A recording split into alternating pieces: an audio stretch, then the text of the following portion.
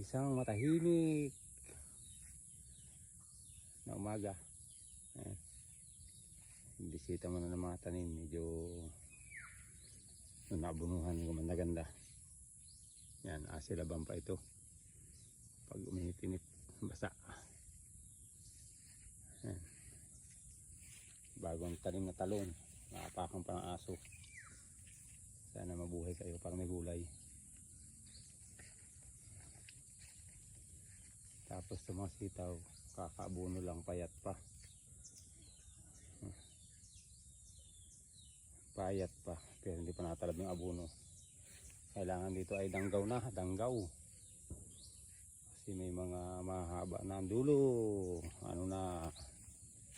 Oh, sa mga basir ko dyan, masabihin payat ang aking sitaw. Ay payat nga.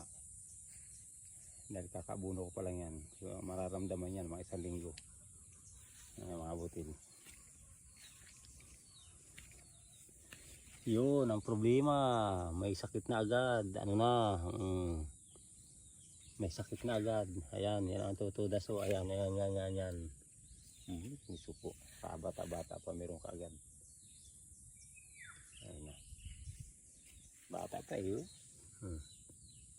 Pinupuntahan agad ng maninira, mga butil. Ang nangyayari dito, spray ka agad.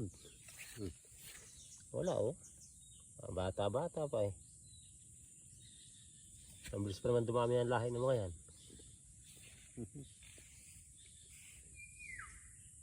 Nag-uumpisa pa lang, meron ng maninira. Yan po ang sakit ng sitaw. Yung, ayun. Kinuha na ng langgam.